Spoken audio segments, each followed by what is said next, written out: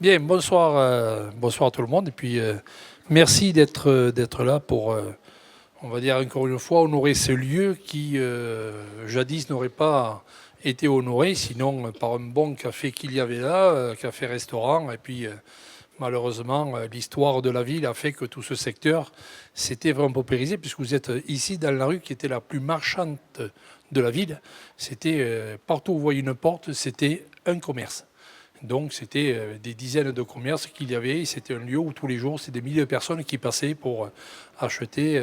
Cela a bien changé puisque malheureusement, il n'en reste plus, si ce n'est le dernier a disparu il n'y a pas longtemps. Mais voilà.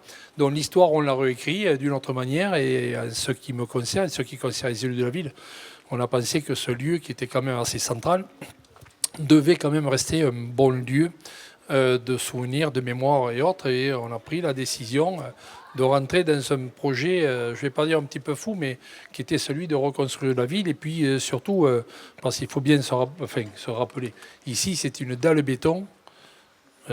Avec des journées comme aujourd'hui, vous auriez pu faire cuire les œufs sur le dalle béton et avoir une bonne cuisson.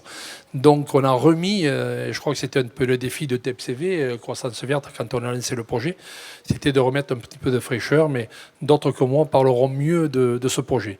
Ce dont on peut se féliciter, c'est que nous avons osé faire des choses dans une ville qui a été pendant longtemps sinistrée. Et ce coin de ville était certainement le plus sinistré de tout. Et aujourd'hui, on commence à retrouver de la vie, on commence à retrouver des gens qui viennent s'y promener. Et nous, on en est particulièrement fiers, puisque la partie qui était jusqu'à l'autre maison, c'était construit, c'était du béton. Mais à l'époque, il fallait savoir qu'il fallait cacher tout ce qui coulait dans les rivières. Pas que l'assainissement. Il y avait des différentes couleurs qui pouvaient arriver de partout. C'était l'industrie textile, notamment l'autre rivière qui était à côté. Mais bon, voilà. Donc tout ça, on a voulu le changer. On a voulu remettre de la vie dans ces quartiers. Et pour ça, on a pris certainement ce qu'il y a de mieux comme architecte. Oui, oui, oui, oui. Et entre Sylvie et Barthaud. Donc je pense qu'on a bien fait de choisir, parce qu'en plus, l'avantage qu'il y a, ces architectes sont très bons. Il faut imaginer l'avenir pour nous et le traduire sur des papiers, puis le traduire en travaux. L'intérêt qu'il y a avec Barthélemy et Sylvie, c'est que, notamment Barthélemy, lui, c'est un passionné de cette ville, c'est un amoureux de ces vieilles pierres, de ce qui s'est passé, puisqu'il est dans l'histoire de cette ville, puis il a marqué, au travers de sa famille, l'histoire de cette ville, et qui mieux que lui pouvait nous amener. Donc il y a ici, il y a tout un tas d'autres sites, et puis la ville, au travers de ce projet, va continuer à évoluer, puisqu'aujourd'hui, on a réussi à faire venir des investisseurs intéressants sur des projets d'hôtels, de résidences seniors. Et d'ici les prochaines années, je pense que le schéma de la ville la visibilité de la ville aura complètement changé encore une fois. Voilà, donc moi je suis très heureux de vous accueillir ici, et puis que vous puissiez passer, on va dire, un agréable moment de découverte. Puis je suis aussi content de recevoir mon ami Christophe, donc avec qui, au niveau du CUE, nous travaillons ensemble, puisqu'il a eu le malheur de m'être trésorier. Tu as fait une faute là, hein, attention. Non, non.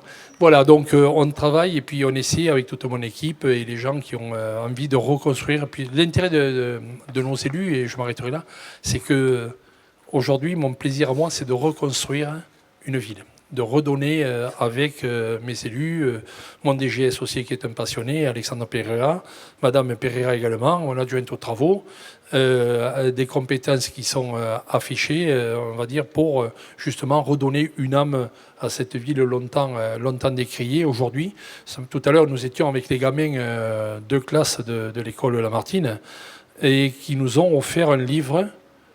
Le titre, Alexandre ? La vie est belle à la Lavelanet. Ils ont fait un livre en ayant visité tous les sites de la Lavelanet. Et ils ont construit un petit truc et ils l'ont intitulé La vie est belle à la Lavelanet. Et quand vous voyez ces petits mômes comme ça, vous dire ce genre de choses, ça fait quand même plaisir. Ça veut dire qu'on est dans le ton. Voilà, donc très heureux de vous recevoir. Je n'ai pas cité tout le monde puisque je manque souvent à mes devoirs, n'est-ce pas, madame? Et puis voilà, donc je pense que d'autres le feront que moi. Et je vous souhaite quand même une très très bonne soirée. En plus, bon, je dois excuser... il allait le répéter. Je dois excuser Madame Christine Tecky, mais c'est une semaine un peu particulière, vous en doutez tous. Elle est au travail, là. Elle travaille. Donc, Elle m'a demandé de le représenter avec également Jean-Christophe, donc, qui est également conseiller départemental. Voilà. Et je sais que le département suit avec attention, on va dire, tous les travaux qui se font. Le CAUE, bien sûr, fait partie de ces organismes, Agnès ne me démentira pas, qui donnent de la valeur ajoutée à nos territoires. Voilà, donc je l'excuse, comme ça, je ne l'ai pas oublié, puis vous remercier tous et toutes dans les différentes fonctions qui sont les vôtres. Et encore une fois, plus on parlera de ce projet, qui j'espère dans quelques jours peut-être recevra notre peut-être trophée, je ne sais pas, parce qu'on a eu 5 quand même trophées nationaux sur ce trophée. On est même allé en chercher un à Paris avec Barthélemy, n'est-ce pas? Voilà, et notamment un trophée qui lui avait été décerné. Voilà, donc j'arrête parce que vous voyez qu'on est bavard quand on commence. Je vous redonne la parole. En tout cas, merci, bonne soirée, puis je reste là quand même un bon petit moment. Merci beaucoup, Monsieur le maire de Lavelanet, et merci à tous les élus présents ce soir. Merci au CAUE pour ce beau partenariat qui se poursuit maintenant depuis 2 saisons, et au syndicat des architectes de l'Ariège. L'Estive, donc partenaire du CAUE et du syndicat des architectes, vous propose 2 rendez-vous par an sur des lieux emblématiques à Lavelanet aujourd'hui et prochainement ailleurs en Ariège, pour mettre en avant justement, valoriser des gestes architecturaux forts qui changent les paysages urbains, qui font l'attachement aussi des citoyens à leur ville, à leur commune. Et l'Estive, qui est évidemment scène territoriale, a à cœur de valoriser ces gestes-là, qui sont évidemment des gestes artistiques et des gestes citoyens, puisque au service des habitants. Et c'est formidable que les enfants déjà s'approprient ces travaux-là aujourd'hui, qui deviennent leur site de jeu, leur site de reconnaissance. Et voilà, donc merci beaucoup à vous pour votre accueil à Lavelanet. Et je salue tout particulièrement notre invité de ce soir, Daniel Estevez, qui donc vient pour la première fois, hein, je le suppose, ici. À Lavelanet, oui, je crois que je ne suis jamais venu. Voilà, et merci beaucoup, puisque vous allez justement axer votre conférence sur un tout autre lieu, mais je le disais, de la Biennale de Venise à Lavelanet, évidemment, il n'y a qu'un pas. En tout cas, il y a ce lien ce soir par votre conférence. Donc merci beaucoup. Et puis nous passerons ensuite la parole, bien sûr, aux architectes qui ont œuvré pour faire de ce site ce qu'il est aujourd'hui. Et je passe tout de suite la parole à Marie, ma collègue du cinéma, qui va vous dire un mot du film qui sera projeté en deuxième partie de soirée, puisque c'est ciné-architecture sont toujours l'occasion pour nous de faire le lien avec des œuvres cinématographiques contemporaines, et qui soit vont prolonger la réflexion, soit apporter des contrepoints, en tout cas enrichir notre réflexion par rapport au sujet abordé. Marie. Alors oui, le film qui sera projeté ce soir donc au Casino, juste à côté, c'est un film portugais qui est sorti il y a quelque temps, qui s'appelle O Fim do Mundo. Donc ça va pour vous? Comprenez, la fin du monde. C'est un film qui se passe dans un quartier de Lisbonne qui est complètement en destruction. C'est vraiment un quartier qui est en destruction, et c'est presque un documentaire. C'est une fiction. Mais ce qui nous a poussé à choisir ce film, c'était le titre, les communautés à l'œuvre. Parce qu'un film, c'est aussi le travail d'une communauté. C'est pas juste le travail d'un réalisateur, de 4 acteurs et puis de 2 producteurs.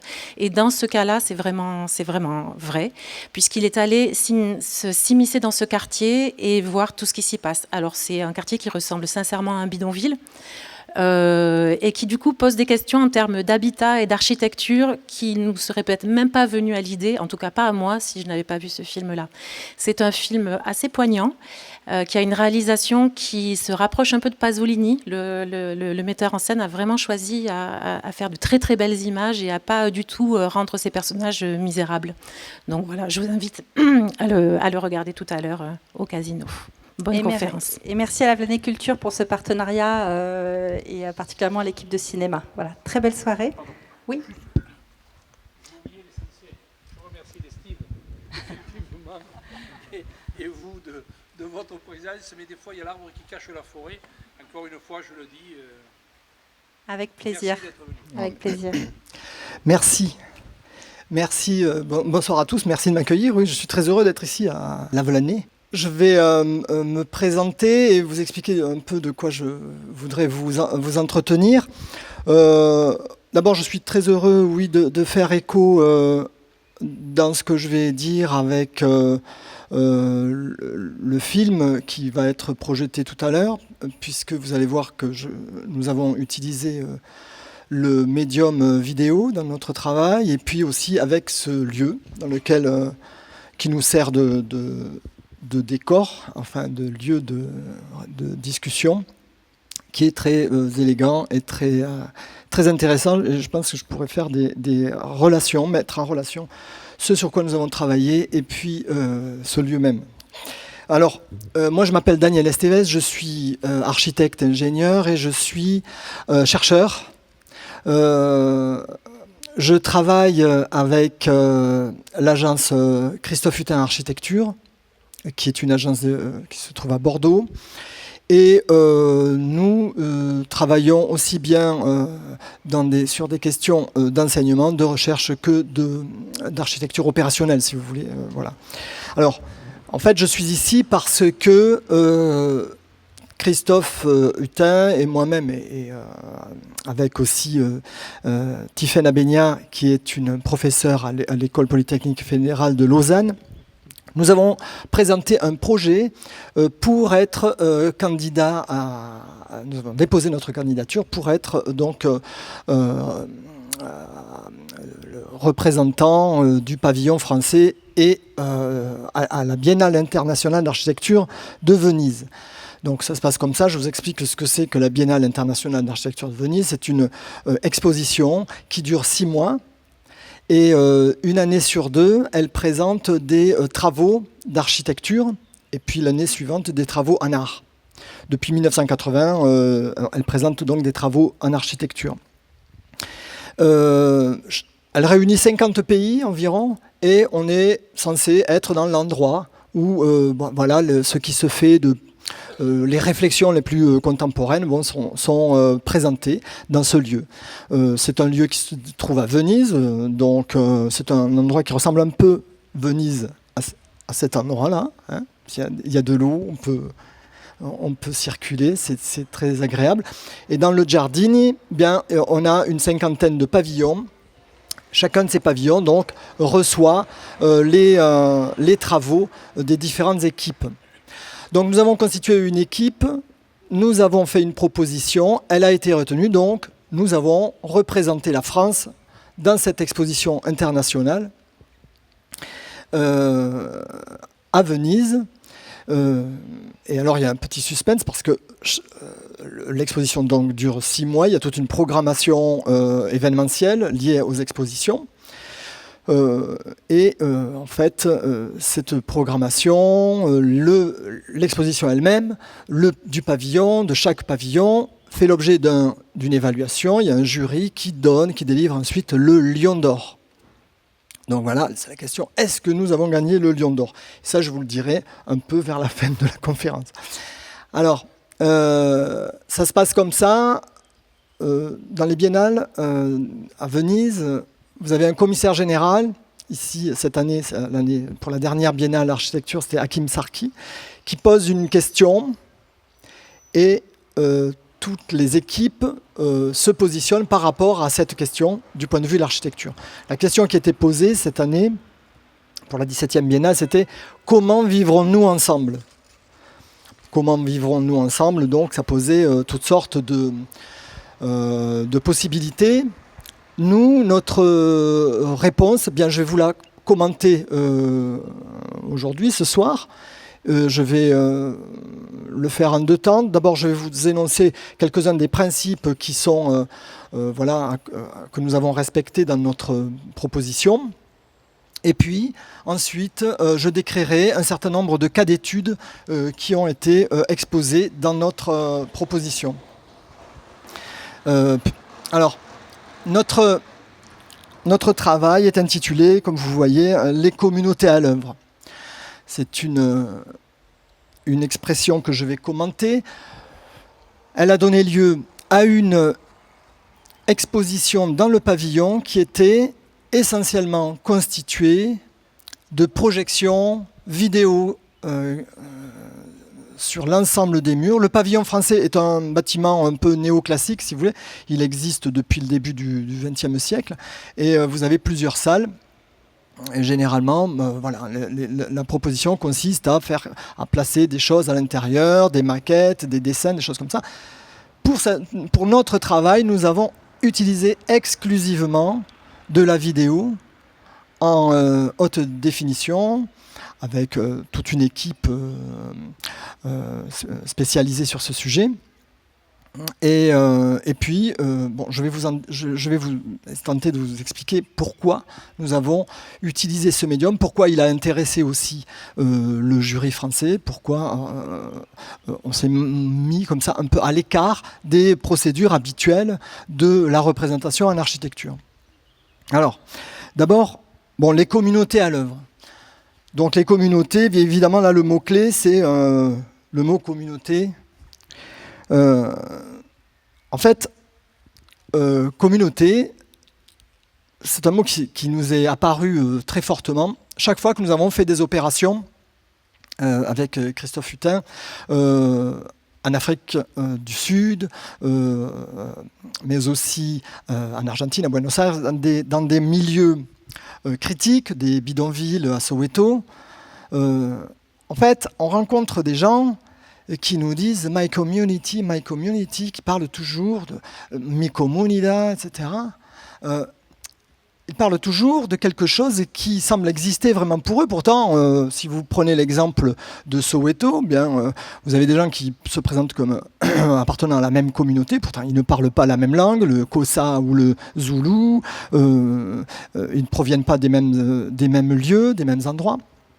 Donc, ce mot, en fait, c'est un échelon qui est très présent dans la plupart des pays, mais même dans le nôtre, je vais y revenir, et en fait, qui a été un peu invalidé ici, dont l'usage a été invalidé un peu en France, parce que, d'une façon assez malhonnête, je trouve, parce que on l'oppose souvent à l'universalisme, etc., le communautarisme. Il ne s'agit pas du tout de ça. La communauté, on va le voir, je voudrais le montrer, est un échelon qui permet concrètement l'accès à des choses communes qu'on partage. Et fait communauté, un groupe humain qui partage l'usage d'une institution, d'un lieu, d'une ressource. C'est aussi quelque chose qui nous a beaucoup marqué, cette idée de communauté, parce que nous tentons de pratiquer dans nos travaux d'enseignement à l'école d'architecture de Toulouse un mode d'enseignement qui est très marqué par ce qu'on appelle la pédagogie institutionnelle.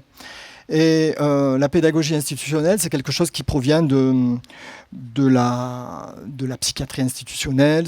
C'est un type d'enseignement fondé sur le collectif, l'équipe collective. Mais on sait bien que de toute façon, quoi qu'on fasse, on est toujours amené à négocier avec un groupe ce qu'on est en train de faire. Et en pédagogie institutionnelle, comme en psychiatrie, ça a d'abord été inventé en psychiatrie institutionnelle, il y a un terme très important que nous sommes complètement approprié, c'est le terme de constellation. Constellation sanitaire et sociale, c'est-à-dire, ça a été inventé à la clinique Laborde, donc une clinique psychiatrique, tout simplement parce qu'on s'aperçoit que les patients, voilà d'où ça vient, des patients dans la clinique passent beaucoup de temps avec le jardinier ou avec des gens qui ne sont pas du tout des soignants, sous statut de soignants. Et en fait, l'intervention du jardinier, du cuistot, etc., a une importance cruciale pour les soins du patient. Si bien qu'à la clinique Laborde, on décide de réunir dans les réunions, les clubs concernant le patient, chaque fois, non seulement les gens dont c'est les soignants qui ont le statut de soignant, mais aussi des gens qui sont plus éloignés du statut de soignant, ou qui ne le sont pas du tout, comme le jardinier, le cuisinier, etc., mais dont on sait que dans l'institution, ils ont un rapport avec ce patient. Et ce sont des réalités groupales, si vous voulez, des réalités qui ont une efficacité très importante. Et c'est ça aussi que nous cherchons à développer dans l'enseignement, à savoir construire des collectifs actifs par rapport à un objectif précis. Et si on se contente de constater que les enseignants enseignent et que les étudiants étudient, en réalité, on ne produit pas grand-chose d'efficient. Voilà.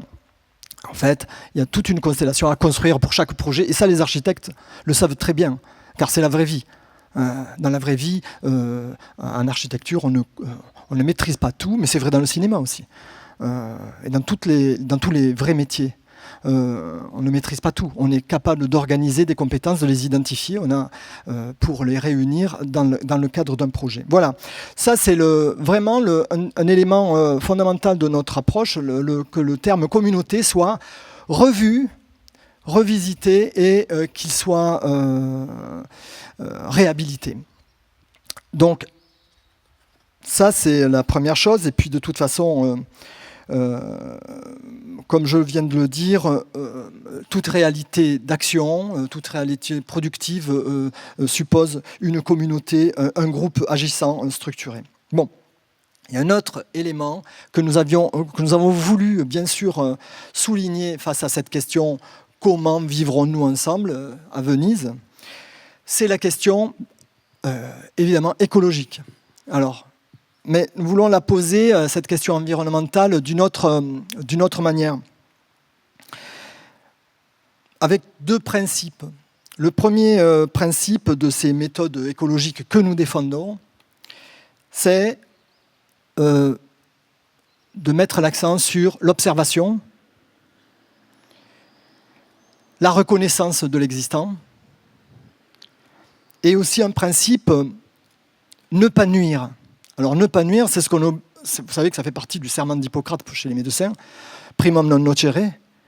C'est peut-être une chose qu'on devrait demander aux architectes aussi. Ne pas nuire, ça signifie quoi concrètement? Bon, je peux en donner un exemple ici avec ce projet. Sylvie me disait tout à l'heure que avant que l'intervention soit faite, sur le pignon en face là-bas, le pignon blanc, c'est celui-là, hein? C'est l'autre? Ah bon, d'accord, dommage. Le cinéaste, enfin le projectionniste pouvait projeter ces films. Voilà une action qui existait avant. Primum non nocere, ça veut dire, quoi qu'on fasse comme intervention en architecture, on garantit que les choses positives qui existaient avant l'intervention pourront continuer de se maintenir après.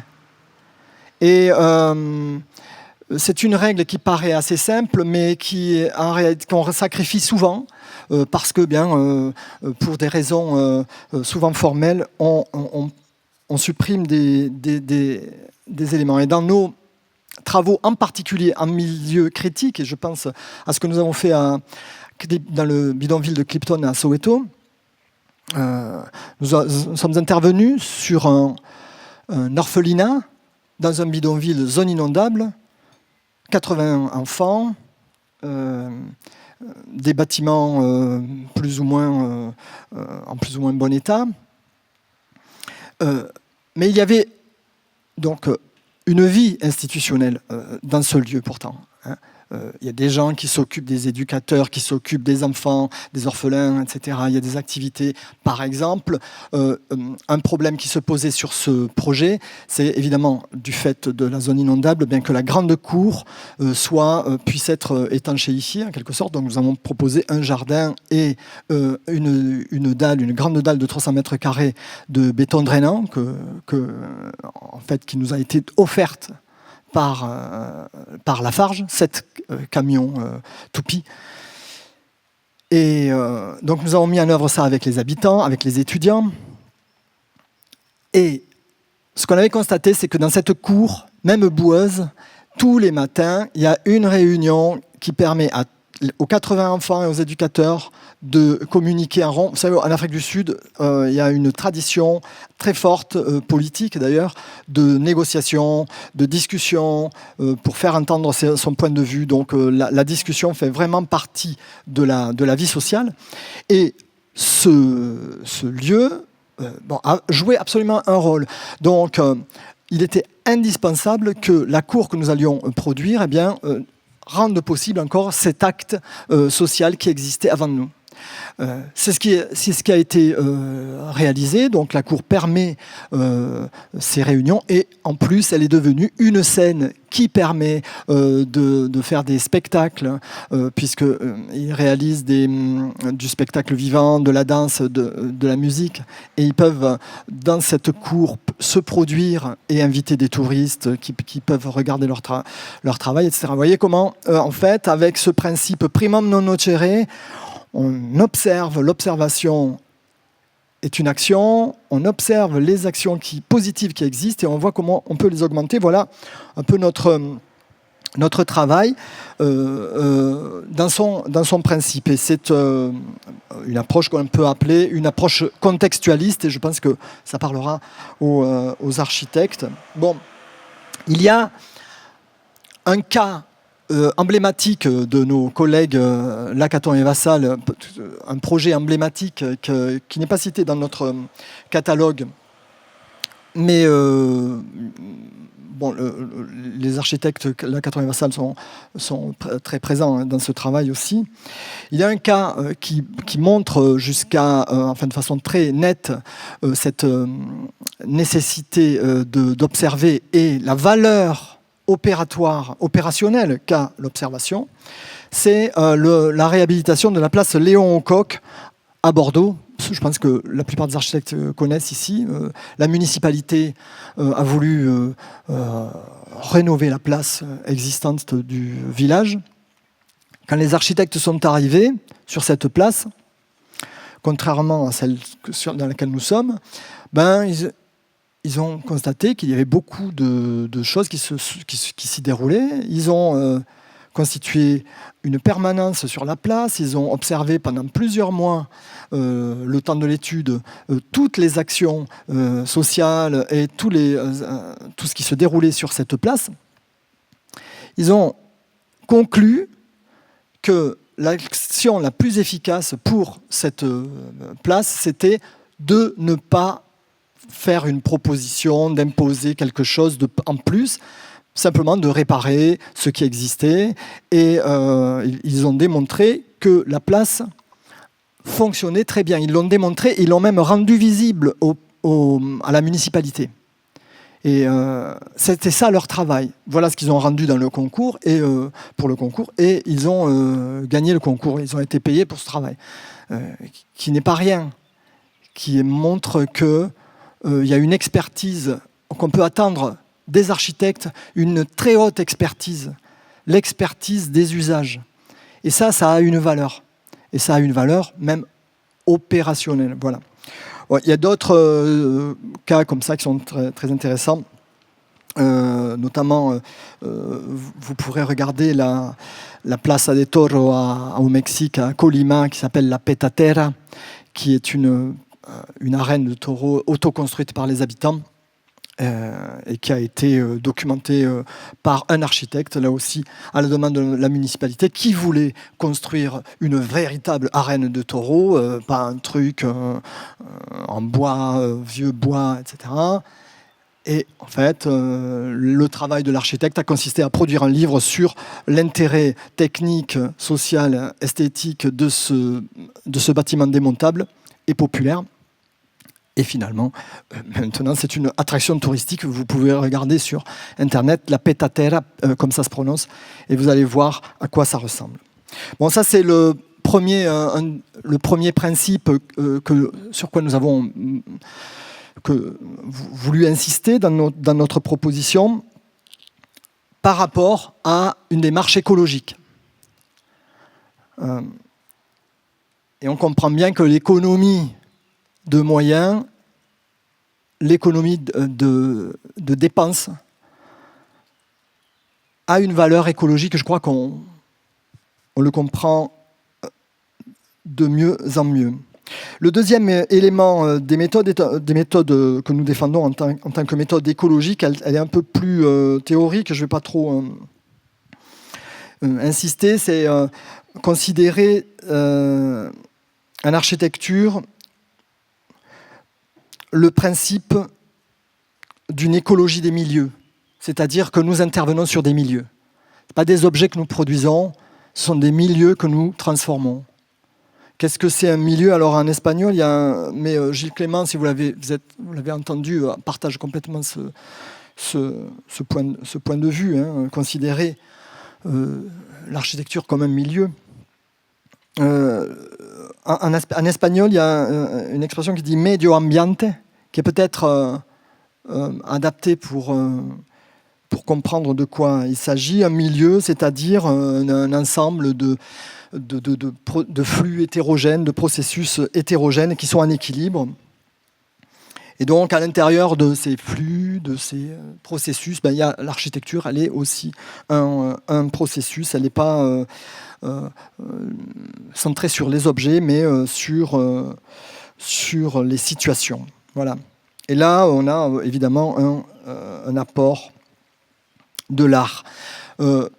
En fait, cette position, elle est écologique parce qu'elle tente de prendre en compte la complexité des interventions quand vous intervenez quelque part. Il y a des choses qu'on croit pouvoir négliger, ou alors, typiquement, on dit bon, mais là, il n'y avait rien, donc on peut intervenir, ou ceci, on le démolit, etc. Mais si on considère la situation d'intervention en tant que milieu complexe, alors on est obligé de prendre en considération l'ensemble des paramètres. En fait, cette position sur une écologie des milieux en architecture, bon, elle a toutes sortes de conséquences, hein.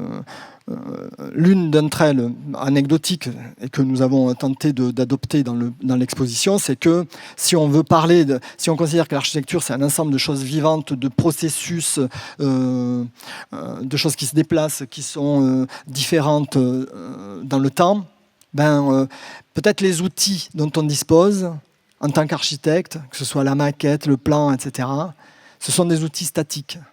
Et si on veut valoriser ces éléments mobiles, on a intérêt à se tourner vers des modes de représentation dans lesquels le temps est partie intégrante. Et c'est pourquoi le cinéma est une chose très importante à nos yeux en architecture, et aussi la vidéo. C'est pas la même chose dans le cinéma et la vidéo, bien sûr, mais cette technique-là, nous pensons que vraiment elle a de grandes qualités, une grande valeur, en tout cas pour permettre d'accéder aux dimensions complexes de l'architecture, et fines et subtiles. Bon. Évidemment, nous, on a une approche par rapport à ces questions écologiques un peu critique.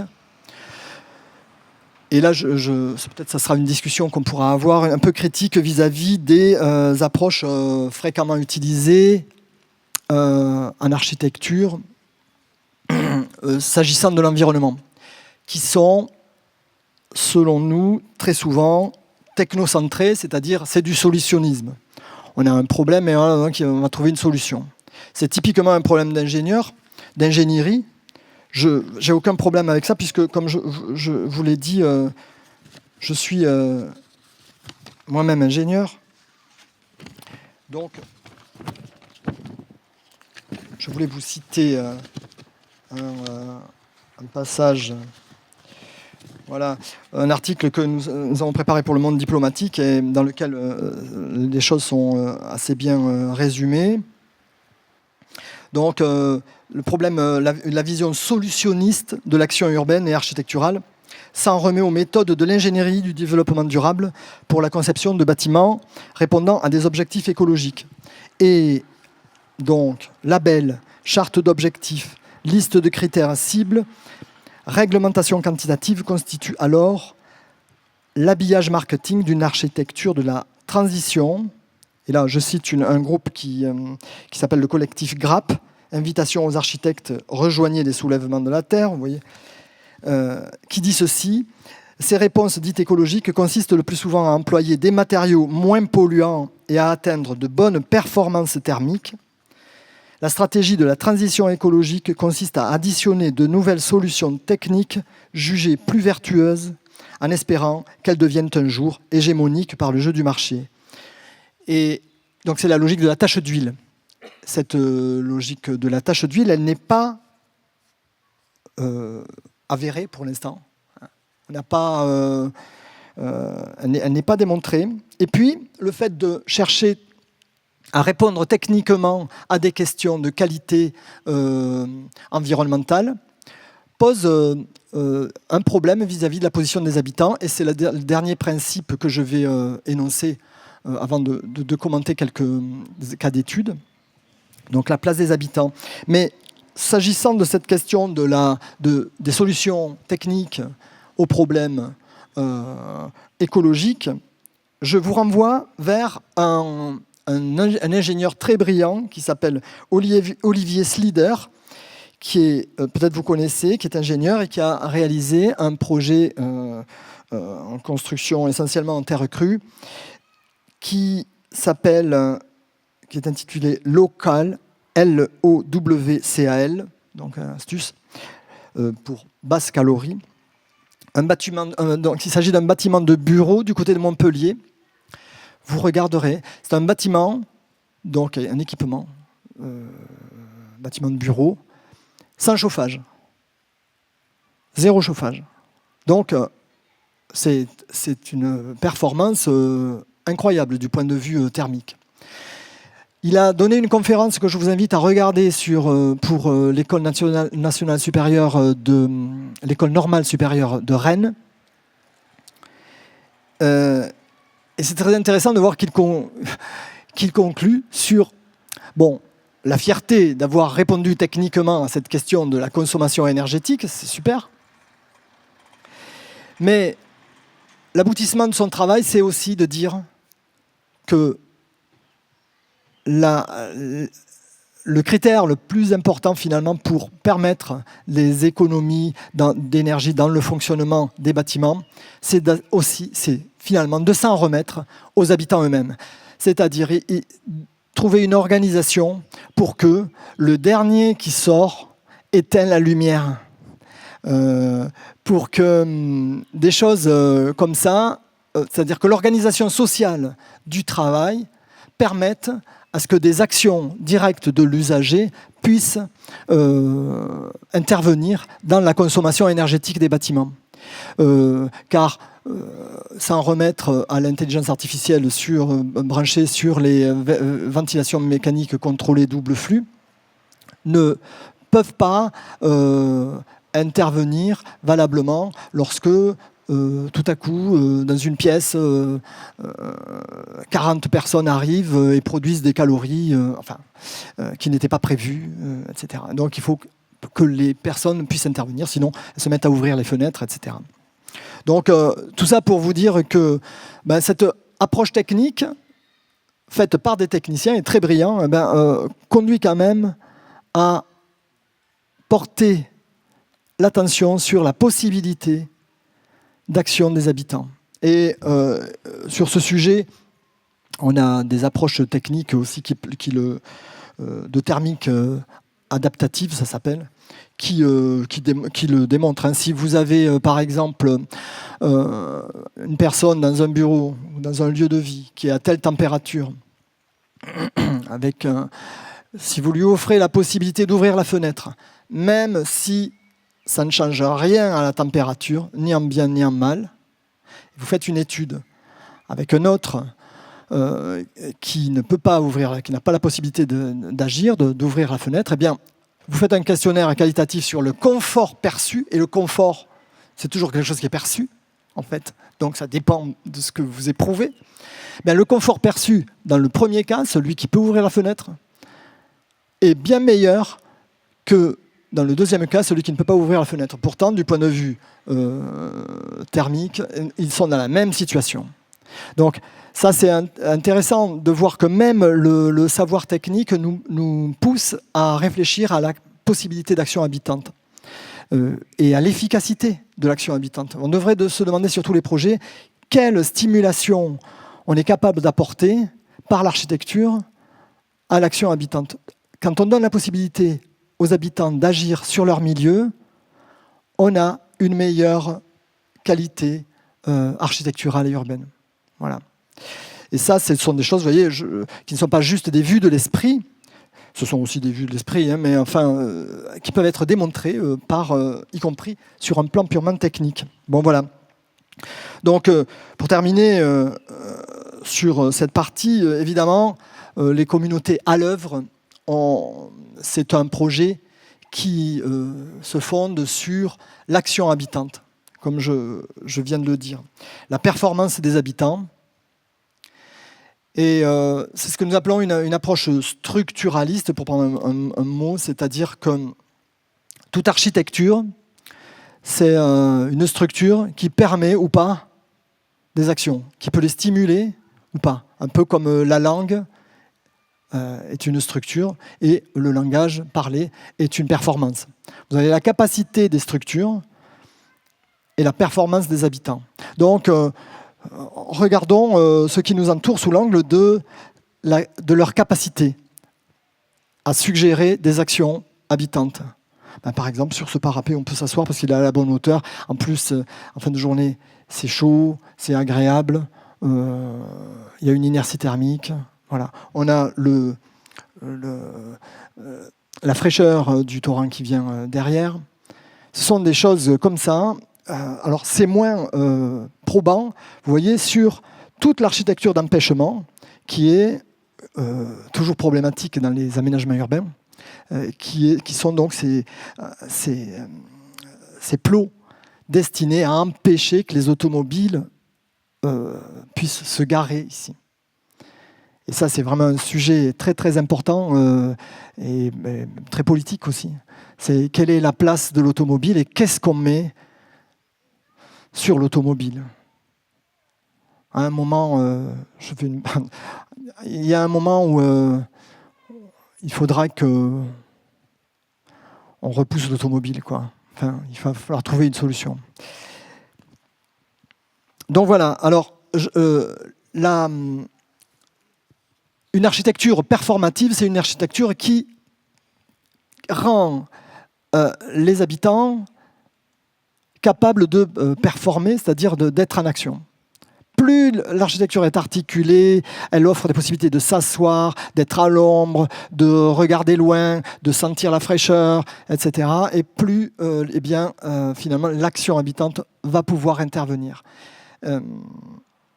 Bon, ça, c'est vraiment une position de principe. J'ajoute que, et ça, nous l'avons vu dans tous les cas d'études sur lesquels je vais dire quelques mots quand même, j'ajoute que les habitants sont des concepteurs aussi.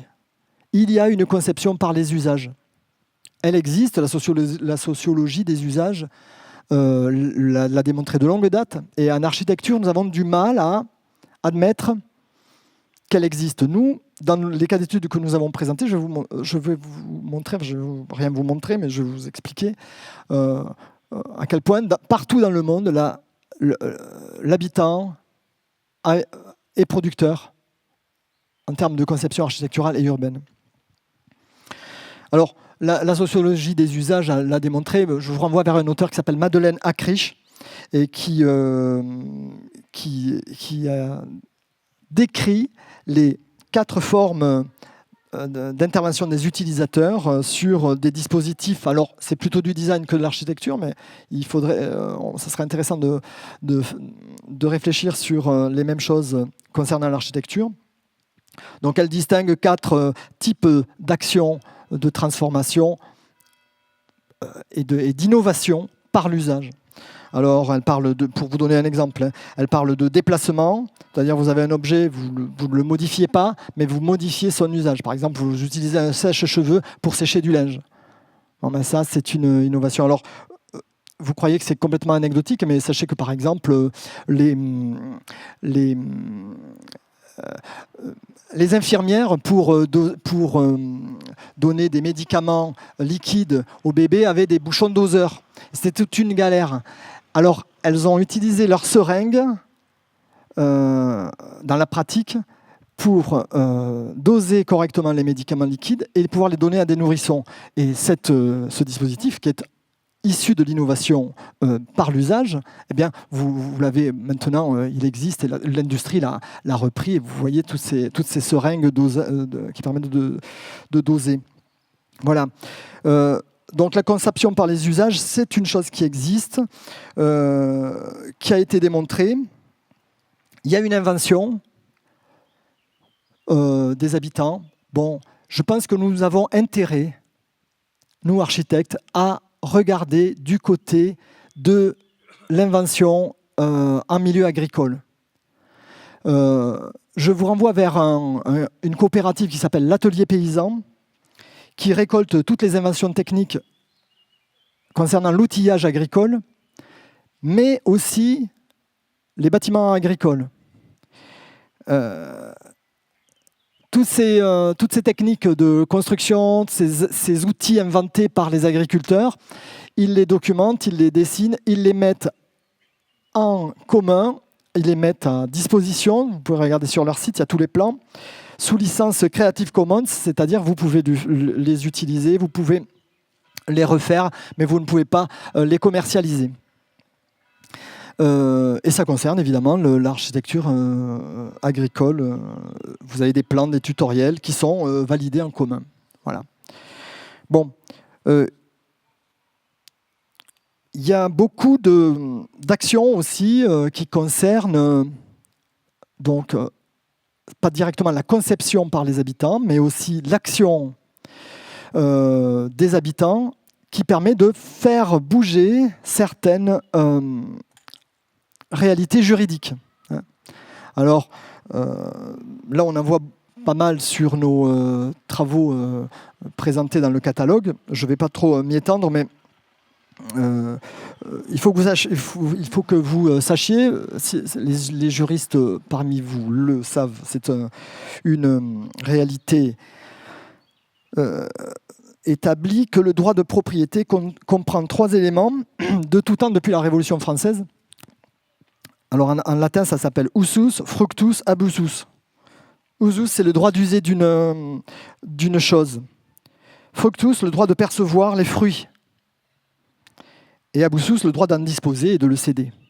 Bien, ces 3 registres de la propriété, en fait, pour nous, ils sont tous écrasés, si vous voulez, par la réalité de la propriété privée aujourd'hui. En fait, l'usage, l'occupation permet aussi de faire évoluer cette distinction entre disposer d'un bien, en jouir, récolter les fruits. Et là, c'est toute une réflexion qui provient des actions habitantes. Alors bien sûr, évidemment, il y a beaucoup d'actions qui concernent les résistances à des projets ou des choses comme ça, bon, qui ne sont pas toujours très, très agréables pour nous, mais je vous signale par exemple ce cas qui montre que les habitants aussi peuvent avoir une action très importante, y compris sur le plan juridique.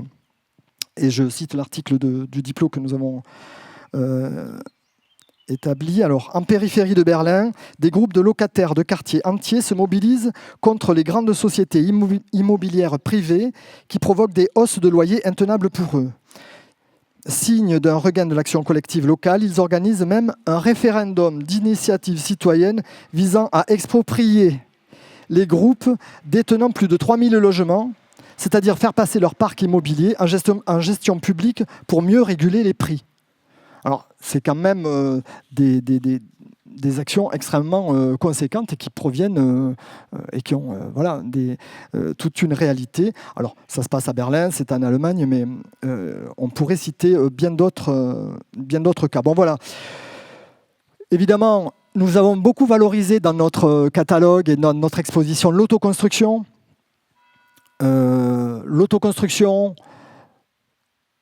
nous n'avons pas à la craindre, nous, en architecture, mais à l'organiser, à organiser une appropriation des bâtiments, une appropriation des lieux, de telle sorte à intégrer les compétences des habitants, y compris leur compétence à réparer, construire, décorer. Mais alors, il faut admettre que le mobilier, le décor, la réparation est aussi un registre de l'architecture.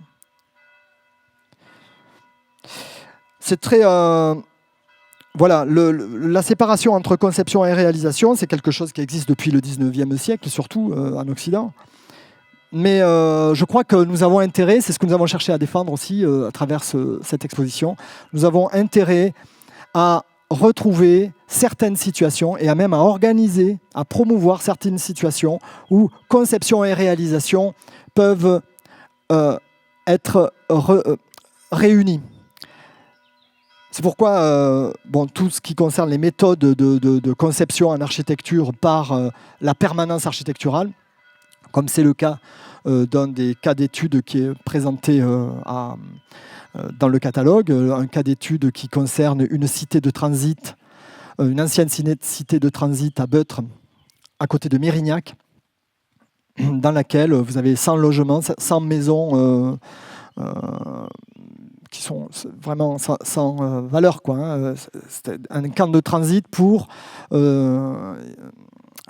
stocker, et vraiment il s'agissait de stocker les émigrés harkis, les Espagnols. Vous avez toute une communauté aussi, tout un groupe issu de portugais.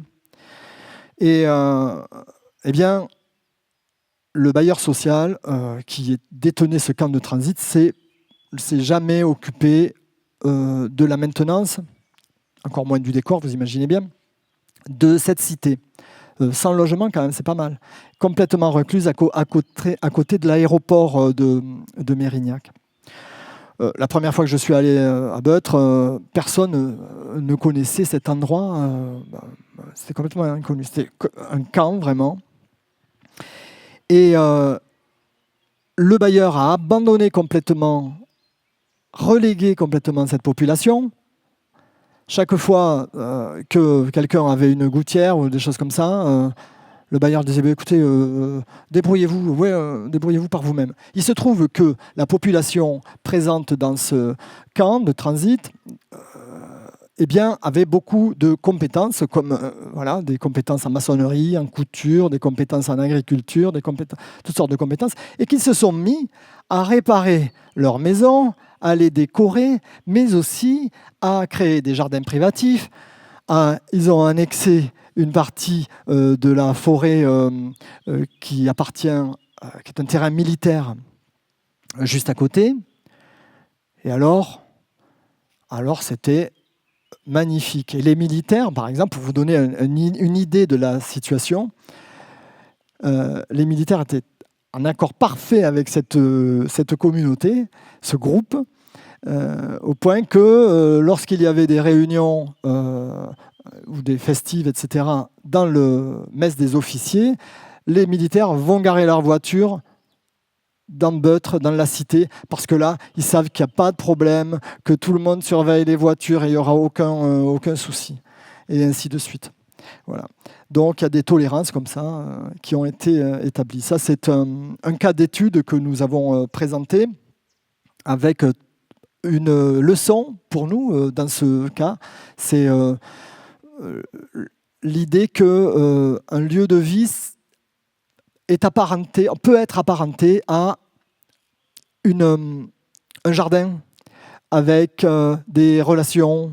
Et d'ailleurs, le projet de réhabilitation de cet endroit se fait, là, ça fait déjà 3 ans qu'on travaille dessus, par permanence architecturale. On connaît tout le monde, on a toutes les relations entre les gens, les relations d'entraide, les institutions informelles qui existent, etc. Et on voit comment on peut introduire, valoriser aussi et reconnaître ce qui a été réalisé par les habitants et le porter à un niveau supérieur, bien sûr, parce que je ne suis pas en train de dire, et nous ne sommes pas en train de dire, que les habitants ont une expertise en architecture qui est absolument à admettre à tous les coups. Nous avons une expertise, nous, en architecture, et nous devons pouvoir contribuer à augmenter les capacités, les expertises existantes sur place. Et le projet de réhabilitation est basé sur la permaculture, de cette cité. Donc, nous avons installé une serre avec un jardinier au milieu, il accueille les enfants, les gens se partagent les cultures. Il y a beaucoup de savoir sur le jardinage et le maraîchage. Et voilà, donc c'est un travail de processus où la réparation, matériel des bâtiments, leur augmentation, la prise en compte des savoir-faire des habitants, conduit à augmenter en puissance cette communauté sans finalement s'en remettre, si vous voulez, à des règles conventionnelles de projet. Voilà ce qu'on peut appeler une architecture performative. Alors j'ai parlé du cas d'étude, donc je suis passé, si vous voulez, dans une description de ces cas. Bon, sans images, c'est vrai que c'est pas évident, parce que quand vous voyez les jardins produits par les habitants sur Beutre, c'est banal et c'est très beau. On ne peut pas l'effacer. Ça fait partie du projet de réhabilitation. Mais la première leçon, nous avons beaucoup travaillé en Afrique du Sud, nous avons travaillé aussi à Buenos Aires. Mais la première leçon que nous avons reçue vraiment sur la capacité des habitants à produire et à transformer l'architecture, elle concerne la ville de Hanoï, au Vietnam, dont le cas est également présenté dans le catalogue. Alors, je vais vous parler des bâtiments que nous avons présentés dans le pavillon. Il s'agit des immeubles KTT. KTT, donc c'est les 3 lettres, parce que je ne sais pas comment on dit en vietnamien, c'est trop compliqué. Toi, tu le sais peut-être. Vous pouvez regarder sur Internet l'immeuble KTT et vous allez voir. Il s'agit de quoi? De bâtiments réalisés dans les années 50 par c'est un habitat social réalisé selon des modèles soviétiques. Il s'agit d'un régime communiste à l'époque. Donc ce sont des bâtiments extrêmement réguliers en béton. Ce sont des voiles porteurs en béton.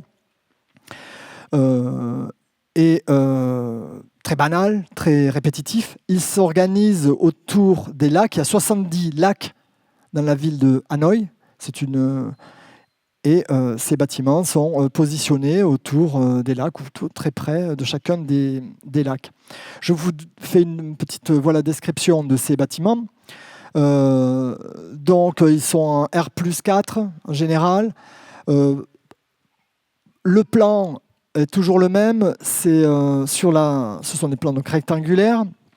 Et vous avez sur une bande centrale, tout est réuni, cuisine, salle d'eau, toutes les parties techniques sur une bande centrale. Vous avez une partie jour sur une façade, une partie nuit sur l'autre. Et sur la partie jour, vous avez une coursive qui permet donc de passer d'un appartement à l'autre. D'accord ? Vous voyez à peu près la situation.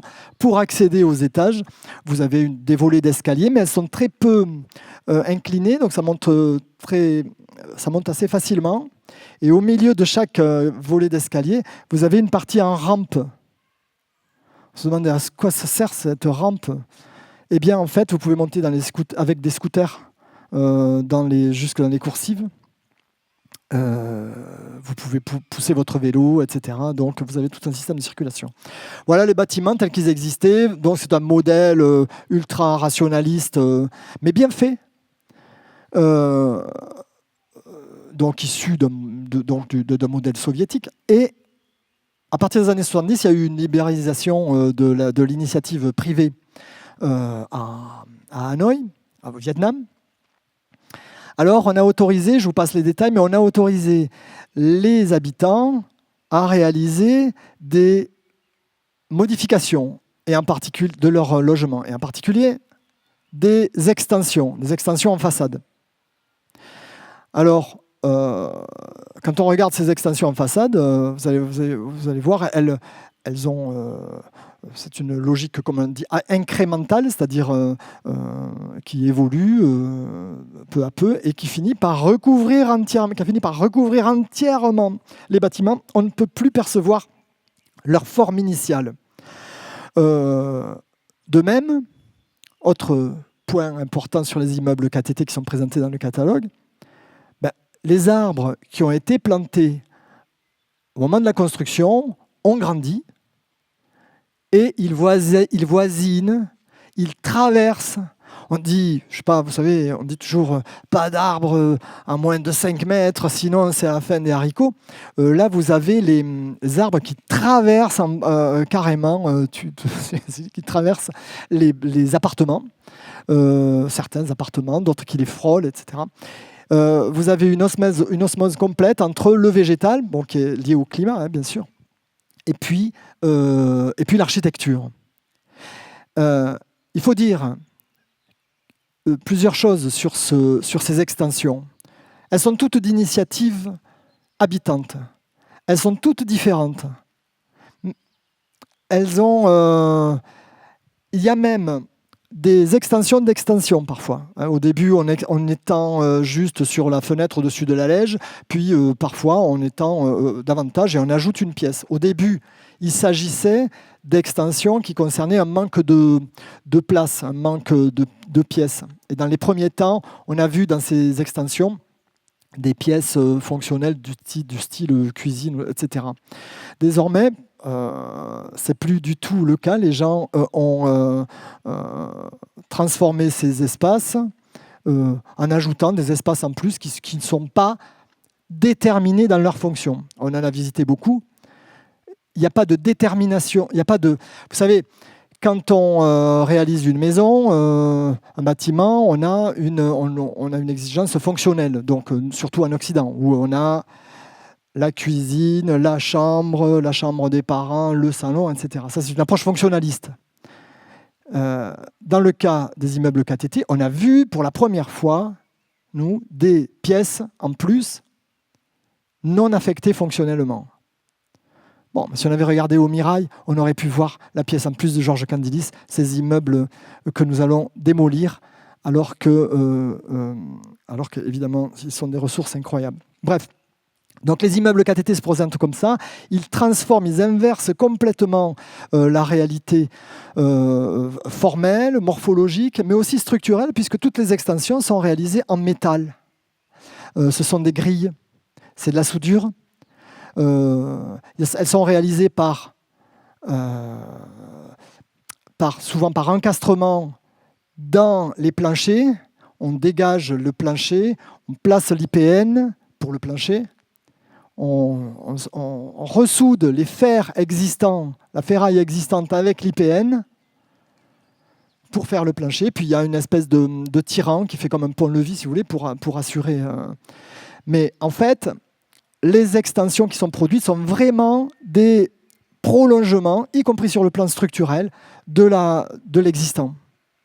Et ils le transforment complètement dans leur apparence, dans leur réalité.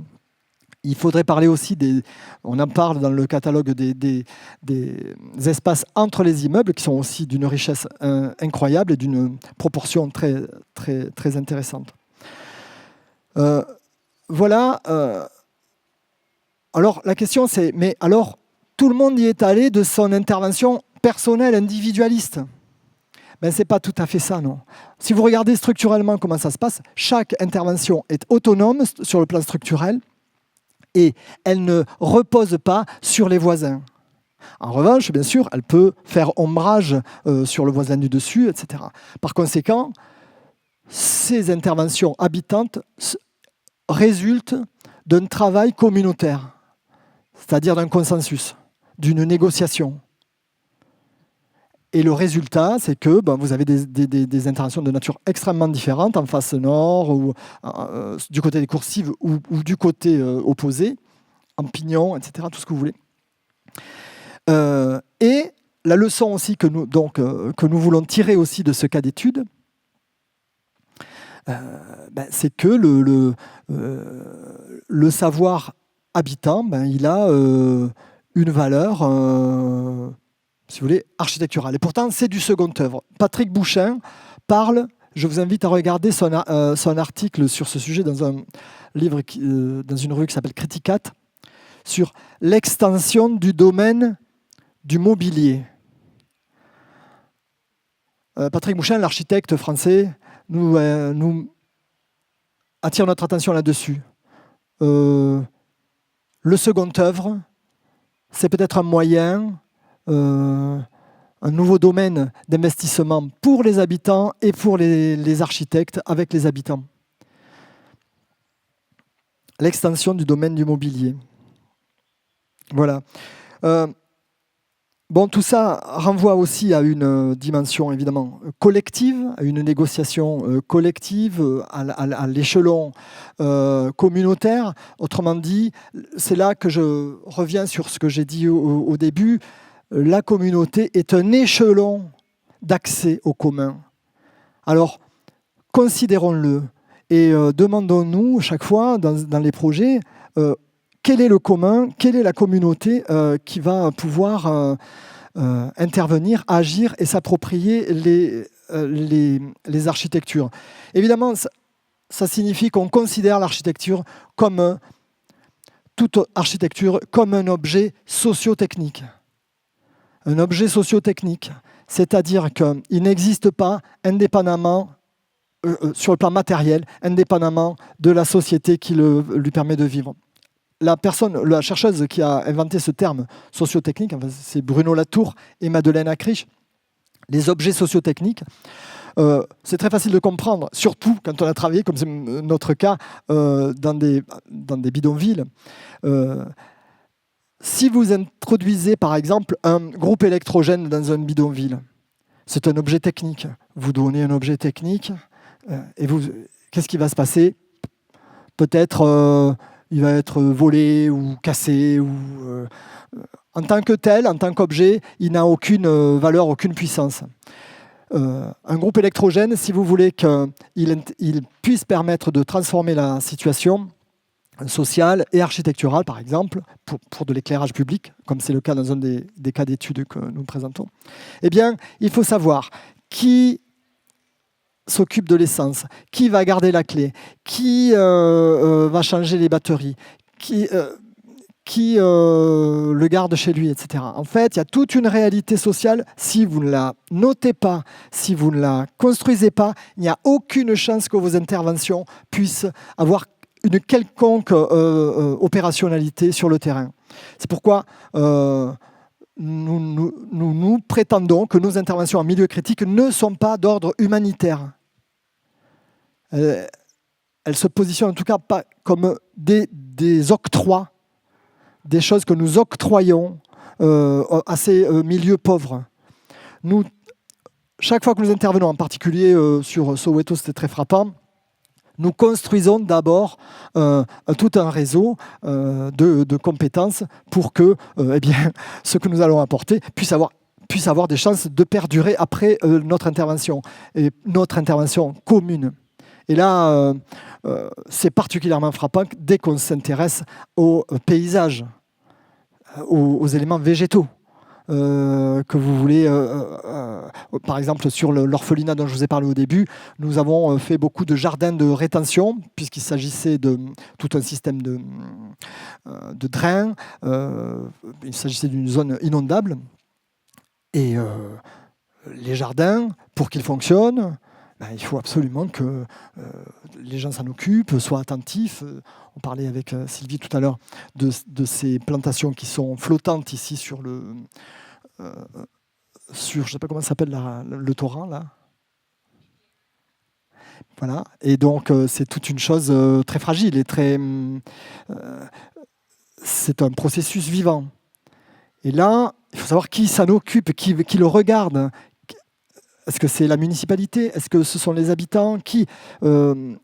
Comment on fait entrer ce dispositif-là dans une réalité sociale plus complexe? Bon, voilà. Je ne sais pas quelle heure il est, mais je pense que j'ai fait un long tunnel là. C'est bon, hein? Ouais. Voilà. Donc, il y a toutes sortes de cas d'études qui sont présentés dans ce pavillon. Je ne vous ai pas parlé de la question de la vidéo, mais on pourra le faire par ailleurs. Mais je vais peut-être laisser la parole à Sylvie pour qu'elle parle de son travail.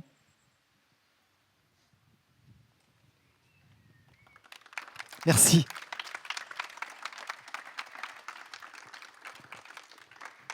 Tiens, prends le fauteuil et attends.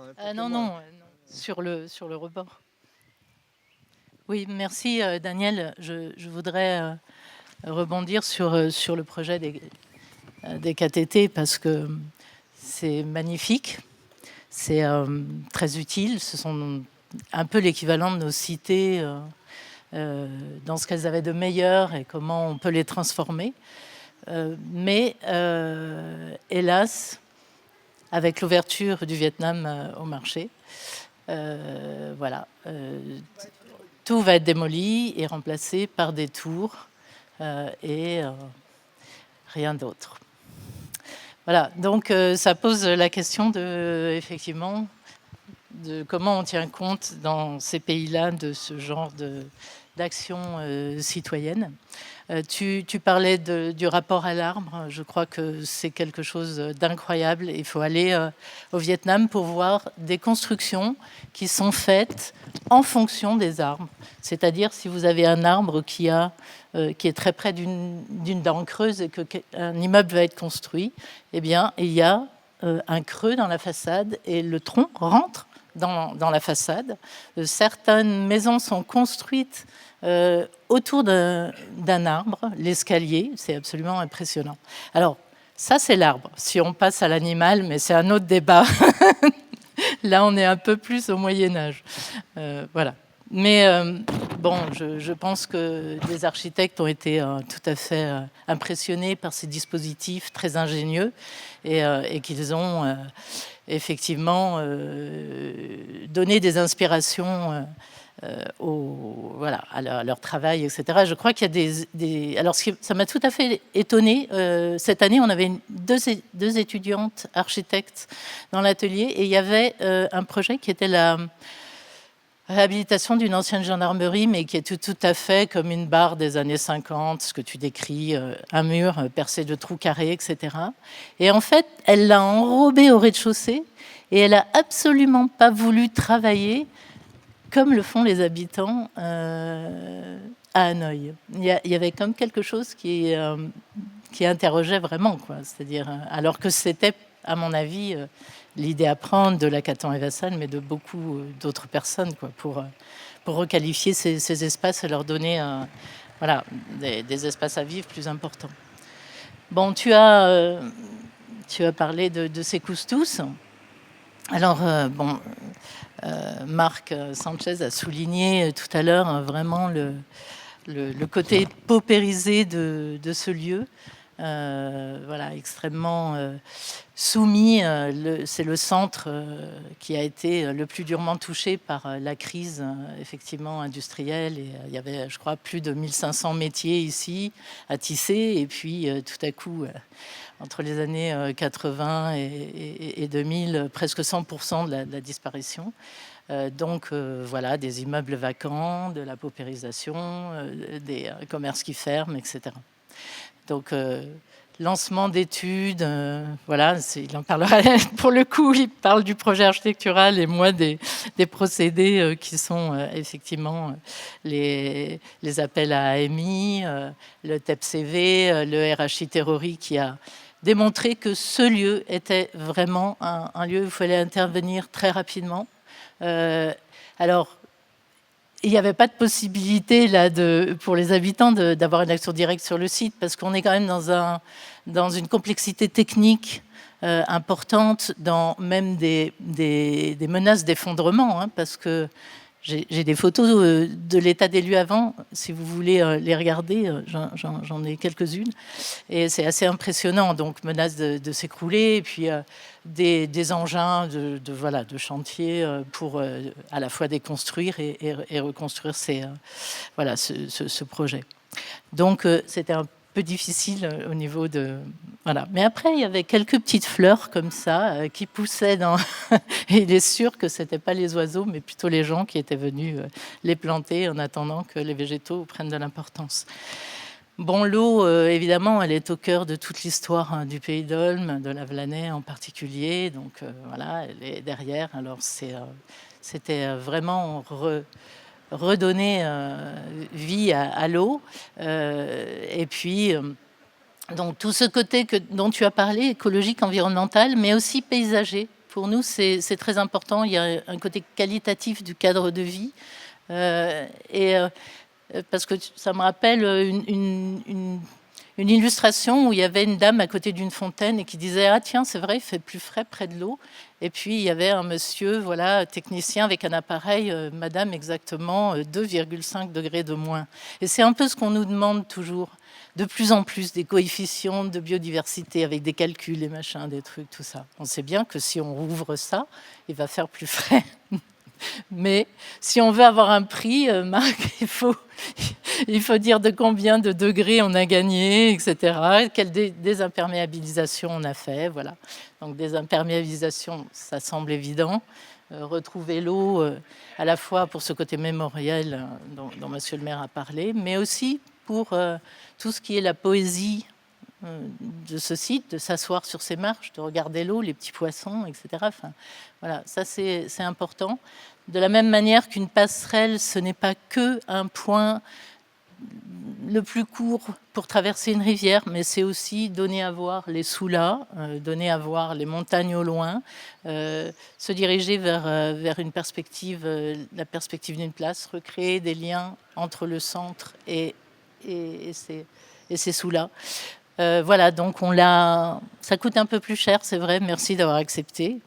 Un dessin peut-être un peu moins design, plus simple, mais au moins qui pose une passerelle qui n'est pas que fonctionnelle, mais qui est aussi un lieu où on s'attarde au-dessus de l'eau et où on contemple. Et voilà, que dire, évidemment, les plantations, l'ombrage, mais des feuillages caducs, parce qu'il faut savoir quand même ici, il fait encore froid et on cherche aussi le soleil en hiver, désimperméabiliser, essayer d'avoir des pieds d'arbres assez généreux. Bon, et tout ça, ça me semble effectivement la base. Donc, je ne sais pas si... Ce qui est aussi un point important, c'est qu'on est dans un ruisseau torrentiel et que ce n'est pas évident de revégétaliser des bords de rivière. Alors évidemment, il y a les pales planches, c'est du dur, ça résiste à tout, etc. Et nous, on a adoré ce système d'une souplesse incroyable, hyper inventif, ces radeaux flottants qui sont arrimés en fait au quai et qui montent et qui descendent en fonction du marnage de l'eau, voilà, plus ou moins haute. Et il y a des méchantes personnes qui, à un concours, nous ont dit « mais ça va pas tenir ce truc-là ». Et en fait, si, on l'a vu au printemps, elles étaient toutes en haut, et même si l'eau les recouvre, étant donné qu'elle ne va pas rester là 3 semaines, bien les pentes, évidemment, elles vont être un peu ébouriffées, mais tout ça, ça va repartir. Donc c'est une petite start-up aussi, Éco-Océan, qui est venue nous assister les entreprises pour poser ce matériel qui n'est pas évident. Et je voudrais dire quand même que, à ma connaissance, il y a 3 systèmes comme ça qui sont installés, mais c'est le seul en France sur un ruisseau torrentiel. Donc bravo, la Blanet reste sur le haut du podium. Voilà. Moi, je ne sais pas si Barthélémy, tu veux venir compléter aussi.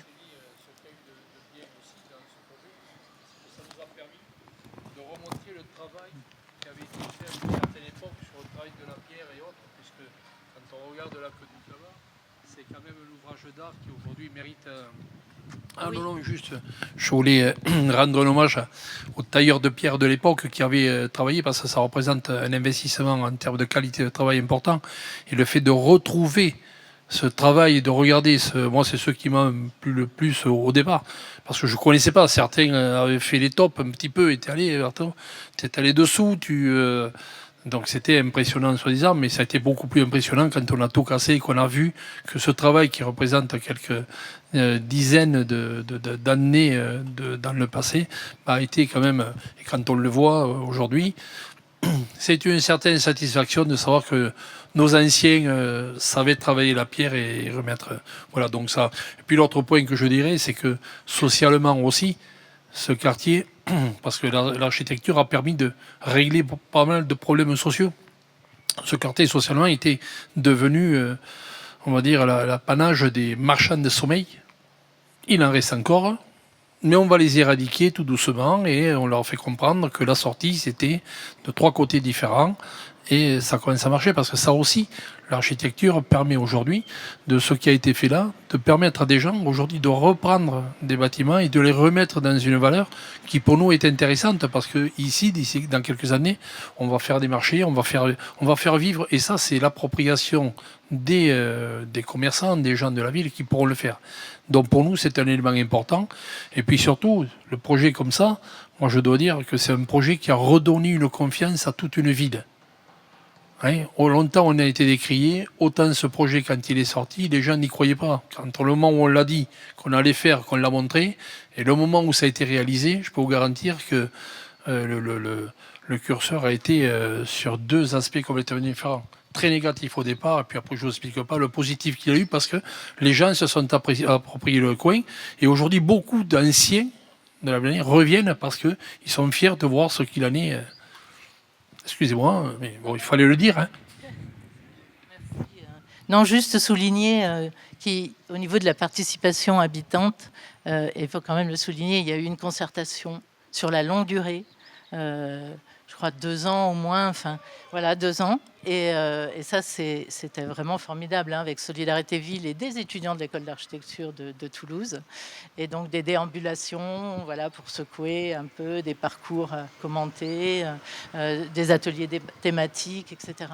Et c'est vrai qu'il est ressorti quand même l'idée de pouvoir trouver du travail à la Blenay, de relancer une dynamique économique, de développer des mobilités.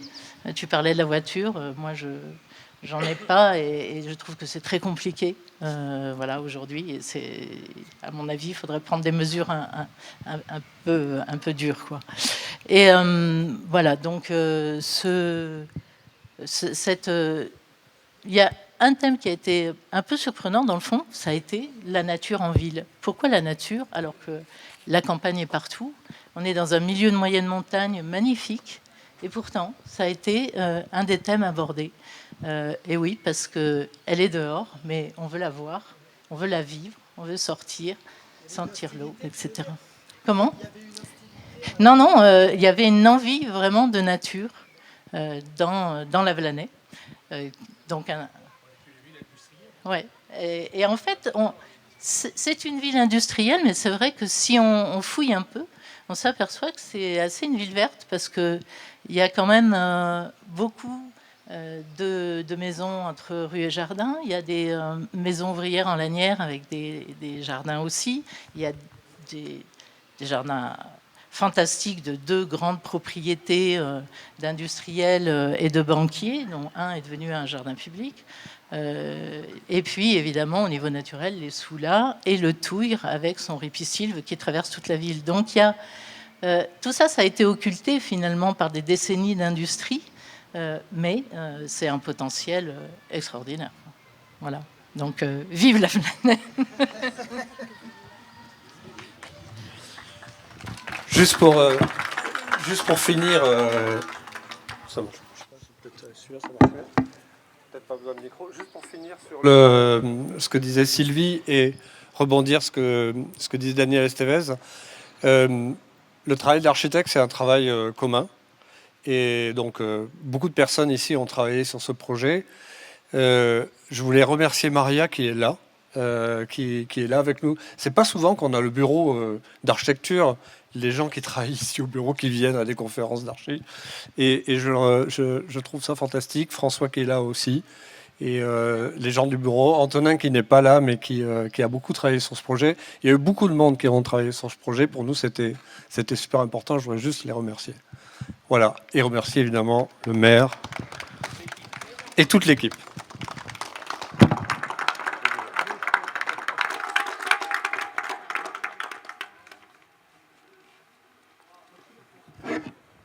Est-ce qu'il y a des questions? Parce que du coup... Non? Ah, voilà.